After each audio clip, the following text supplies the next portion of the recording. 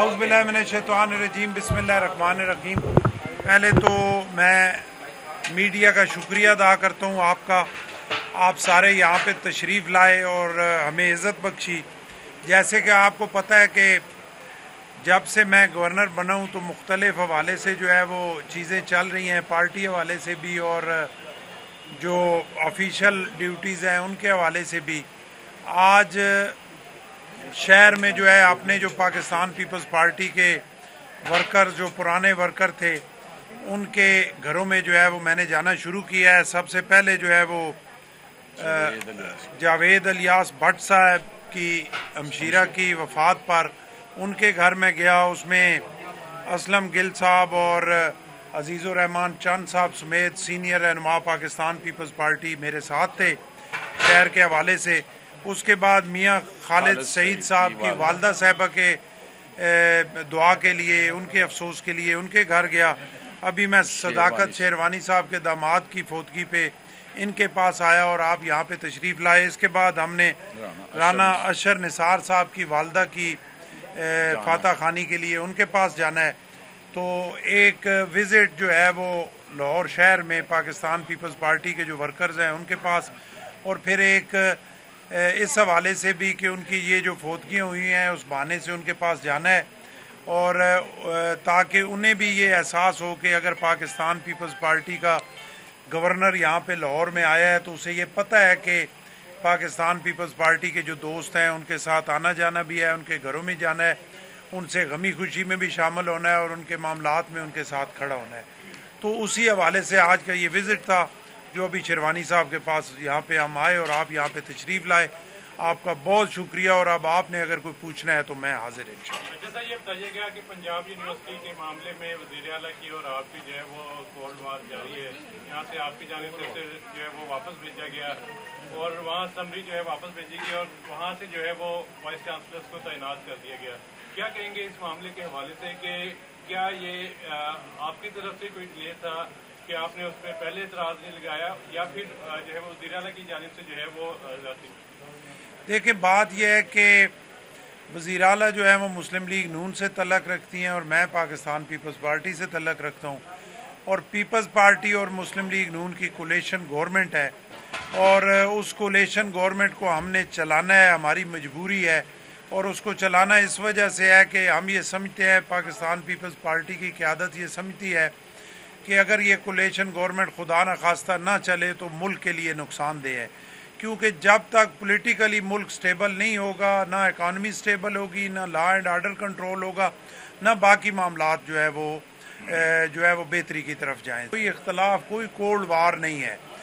सिर्फ बात जो वीसीज़ के हवाले से है उसमें मेरी ख्वाहिश ये है, मैं कोई ज़्यादा कुछ भी नहीं चाहता। मैं सिर्फ ये चाहता हूँ कि वीसीज़ जो यूनिवर्सिटीज़ के हैं वो मेरिट पे लगें और प्रॉपर प्रोसीजर से लगें और प्रॉपर तरीके से लगें। इन वीसीज़ के हवाले से बहुत सारे आपके हवाले से मीडिया पे मुख्तलिफ़ जगह पे बहुत सारे गिले शिकवे, बहुत सारी उंगलियां जो है वो उठी हैं। उस पर मेरी ख्वाहिश थी कि मुस्लिम लीग नून और पीपल्स पार्टी मिल के जो अच्छे लोग हैं उनको जो है इन यूनिवर्सिटियों में अपॉइंट किया जाए, क्योंकि ये यूनिवर्सिटीज़ जो हैं ये बहुत बड़ी ज़िम्मेदारी हैं। वहाँ हज़ारों की तादाद में हमारे बच्चे और बच्चियाँ जो है वो तालीम हासिल कर रहे हैं और वो हमारा आने वाला मुस्तकबिल है। उन पे वाइस चांसलर वो होने चाहिए कि जो उस मेयार के हों, जो उसको बना सकें, जो उन बच्चों को एक कौम बना सकें। मेरी बाकी इसके अलावा ना कोई झगड़ा है, ना कोई लड़ाई है, उस पर आगे चल रहे हैं मामलात, इंशाल्लाह देखें। ये बताइएगा कि आप ये कहना चाह रहे हैं कि नून लीग मेरिट पे जो भर्तियां वो नहीं करना चाह रहे हैं, और दूसरी बात ये बताइएगा फर्दर आपका क्या स्टेप होगा इसके हवाले से? देखिए, मैंने तो आपको बताया और बिल्कुल वाज़ेह तरीके से बताया कि वो जो वाइस चांसलर साहबान हैं, बहुत सारों पे बहुत सारे जो है वो मामलात हैं, किसी का नाम लेना मुनासिब नहीं है, लेकिन उनका बैकग्राउंड आप खुद देख लें, सारे देखे वाले लोग हैं और उन पे जो चार्जेस हैं उसके बाद मेरा ख्याल है उनको रिकन्सिडर करना बहुत ज़रूरी था और उनको रिकन्सिडर जो है वो होना चाहिए। एक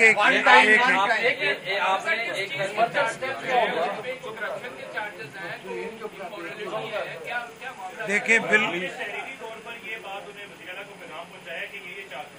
इसमें ऐड कर लें कि फर्दर स्टेप क्या होगा वो आपका? देखिए बात यह है कि उसमें जो मैंने समरी रिजेक्ट की है उसमें बिल्कुल ये लिखा है कि ये जो प्रोसेस है इस पे बहुत सारी उंगलियां उठी हैं, इसमें बहुत सारे ऐसे लोग हैं कि जिन पे बहुत सारे चार्जेस हैं, करप्शन के चार्जेस भी हैं, बाकी मामलात भी बहुत सारे हैं। अब मेरे लिए ये मुनासिब नहीं है, मैं चांसलर हूँ, कि मैं उन वाइस चांसलर के नाम लेके आपको कहूँ कि फ़लाने पे ये है फ़लाने पे। आप देखें खुद समझदार लोग हैं, आप मेरे से ज़्यादा जो है वो जानते हैं, ज़्यादा बाखबर हैं, आपको सारा पता है, आप उसको चेक कर सकते हैं और उसको देख सकते हैं। उसमें मेरे लिए ये अच्छा नहीं लगता कि मैं बहसीत गवर्नर और बहसीत चांसलर कहूँ कि फ़लाना वाइस चांसलर जो अपॉइंट हुआ है उस पर ये है, फ़लाने पे ये है। ये मैं किसी तरह नहीं कहूँगा। उस समरी में मैंने सारा कुछ जो है वो उस हवाले से लिखा है। साहब ये कहा जा रहा है कि ये जो क्लैश शुरू हुआ है वज़ीर-ए-आला हाउस में और गवर्नर हाउस में, इसमें गवर्नर साहब जो है वो अपनी मर्जी के कुछ चांसलर लगाना चाहते थे और मुस्लिम लीग नून ने या वज़ीर-ए-आला हाउस ने उनकी अपॉइंटमेंट जो है उसको अप्रूवल नहीं की। तो ये सारी वजूहत बनी है कि गवर्नर साहब की जो ख्वाहिश थी वो बंदे तैनात नहीं किए गए, उन्होंने अपनी मर्जी की समझी। इसके ऊपर आप बता दें कि किस हद तक जाकर। मैं कहता हूँ एक का नाम बता दें जिस जो मैं लगाना चाहता हूँ। मैं तो हर जगह ये वाज़े तौर पे कह रहा हूँ, मैं किसी को नहीं लगाना चाहता। मैं चाहता हूँ कि प्रॉपर लोग लगें, मेरी कोई ख्वाहिश नहीं है। और सबसे बड़ा मेरा सवाल ये है कि ये जो वाइस चांसलर अपॉइंट हुए हैं या जो सर्च कमेटी ने भेजे हैं, क्या पूरे पंजाब में यही लोग हैं जिन्होंने, अगर एक पंजाब यूनिवर्सिटी से है उसको ट्रांसफ़र करके जीसी में लगा दें, जीसी वाला है उसको फैसलाबाद में लगा दें, बाकी हमारे पीछे से कोई ऐसी क्रीम नहीं आ रही, कोई ऐसे पढ़े रखा तबका नहीं आ रहा कि जिसको जो इस काबिल हो कि वो उसमें जो है वो आ सके, उन सर्च कमेटीज़ में भी, उन 3 में भी। मैं बिल्कुल क्लियर आपको बताना चाहता हूँ कि मेरी ना कोई ख्वाहिश है किसी को वाइस चांसलर लगाने की, ना मैंने चीफ मिनिस्टर साहबा से मेरी बात हुई कोई वाइस चांसलर लगाने की, ना मैं कोई वाइस चांसलर लगाना चाहता हूँ। अगर कोई ये समझता है तो या तो सामने आके बताए या हलफ पे कहे कि गवर्नर ने किसी को कहा। मैं तो हलफ पे कहता हूँ कि मेरी ख्वाहिश ही कोई नहीं है किसी को वाइस चांसलर लगाने के। अब अगले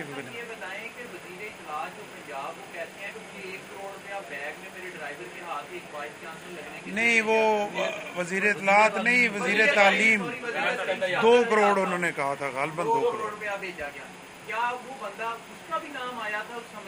मुझे तो पता ही नहीं है किसने उन्हें 2 करोड़ भेजा था। जिसको भेजा था वो बता सकता है कि मुझे किसने भेजा था। अगर देखे मुझे किसी ने भेजा होता तो मैं फिर बताता कि फलां ने भेजा। मेरे पास तो किसी को जरूरत ही नहीं है कोई 2 करोड़ छोड़ के 2 रुपए भी भेजे।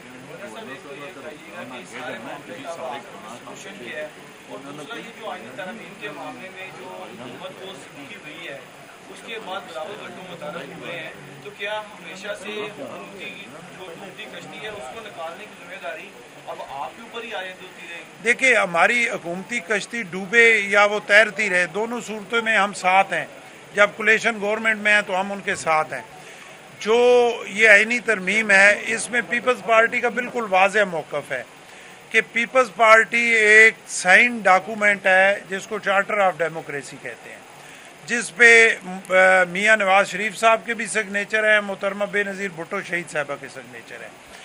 हमारा इस आईनी तरमीम में सबसे बड़ा कंसर्न जो है वो ही चार्टर ऑफ डेमोक्रेसी है, जिसके बहुत सारे नुकात जो है वो 18वीं तरमीम में शामिल हुए। फिर 19वीं तरमीम में से कुछ नुकात जो है उनको ख़राब कर दी गया। बाद में पूरे पाकिस्तान ने देखा कि वो जो खराबी की गई उसी की वजह से जो साबका 3 चीफ जस्टिस साहबान थे उन्होंने अपनी पसंद के फ़ैसले किए। उन्होंने अपने जो वो समझते थे कि हमारे मुंह से जो निकल रहा है यही कानून है। तीनों चीफ जस्टिस साहबान ने इस मुल्क का बहुत नुकसान किया और ऐसे ऐसे फ़ैसले किए कि जो मेरा ख्याल है अदालती तारीख में एक वैसे शर्मिंदगी है। और उसकी वजह ये थी जो 19वीं तरमीम में उस 18वीं तरमीम के उस तरीक़ाकार को चेंज किया गया जिसमें जस्टिस जो है कोई भी हाई कोर्ट या सुप्रीम कोर्ट का अपॉइंट किया जाता था। एक तो हमने उसको बैलेंस ऑफ पावर को बराबर करना है, पार्लिमानी कमेटी और जुडिशल कमीशन जो है उसकी, ताकि जजेस साहबान जो आएँ वो मेरिट पे आएँ। इस तरह ना हो कि पिछले 3 चीफ जस्टिस साहबान के दौर में जो बड़े अपना वकला के चैम्बर्स थे वहीं से सारे जज साहबान जो है अपनी पसंद के अपॉइंट किए जाते रहे, क्योंकि पावर उनके पास थी। और दूसरी हमारी ये है कि जो चीज़ें 18वीं तरमीम में चार्टर ऑफ डेमोक्रेसी की रह गई, इस अपना आइनी अपना जुडिशल के हवाले से उन चीज़ों को इस आइनी तरमीम में जो है डाला जाए। तो अपना बिलावल भुट्टो साहब उसी के लिए कर रहे हैं, उसी पे हमने जो है हमारी वर्किंग है और उसी को इंशाल्लाह हम इस आइनी तरमीम में जो है वो पास करें। अब एक आखिरी सवाल करें और उठें। बेल आउट पैकेज मंजूर कर लिया दोबारा फिर $7 अरब का, तो $1 का, तो ये कब तक चलता रहेगा कर्जों पर मुल्क? ये मुल्क की इकॉनमी लाभ बेहतर नहीं देख रहे आपका मतलब? देखें, ये एक खुशाइंद बात है कि हमारे जो मुल्की सूरत हाल है वो काफ़ी इकॉनमी के हवाले से जो है वो काफ़ी मुश्किल थी। आहिस्ता आहिस्ता चीज़ें आपको भी देखें नज़र आना शुरू हो गया कि चीज़ें बेहतर हो रही हैं, और उसकी वजह यह है कि सियासी तौर पे क्योंकि चीज़ें आगे चलना शुरू हुई हैं तो फिर इकानमी भी जो है वो बेहतर होनी शुरू हुई है। और ये जो IMF का पैकेज है इससे यकीनन बेहतरी आएगी। जैसे आपने देखा कि जो इंटरेस्ट रेट था वो नीचे आया, आपने देखा पेट्रोल डीजल नीचे आया, और बहुत सारी चीज़ें जो है वो बेहतर होना शुरू हुई। तो हम तवक्को कर सकते हैं कि इस पैकेज के बाद चीज़ें और बेहतर होंगी और मुल्क इकानमी में भी स्टेबल होगा, सियासी तौर पे स्टेबल होगा, लॉ एंड आर्डर बेहतर होगा और इंशाल्लाह चीज़ें बेहतरी की तरफ जाएंगी। पीपल्स पार्टी का मैंने पहले आपको कहा, चाहे चीफ वाइस चांसलर्स के हवाले से हो, चाहे एनी पैकेज के हवाले से हो, हम मेरिट से हट के कोई बात ना पहले की है ना कभी करेंगे, क्योंकि इन सारी चीज़ों के बेनिफिशरी पीपल्स पार्टी कभी नहीं रही। आप तारीख पे नज़र दौड़ाएं तो ये जो चीज़ें ऊपर नीचे होती रही हैं इनके बेनिफिशरी कोई और रहे हैं, पीपल्स पार्टी कभी नहीं हुई। पीपल्स पार्टी को हमेशा रगड़ा लगा है, तो हम इसलिए चाहेंगे कि चीज़ें सारी मेरिट पे। बहुत शुक्रिया।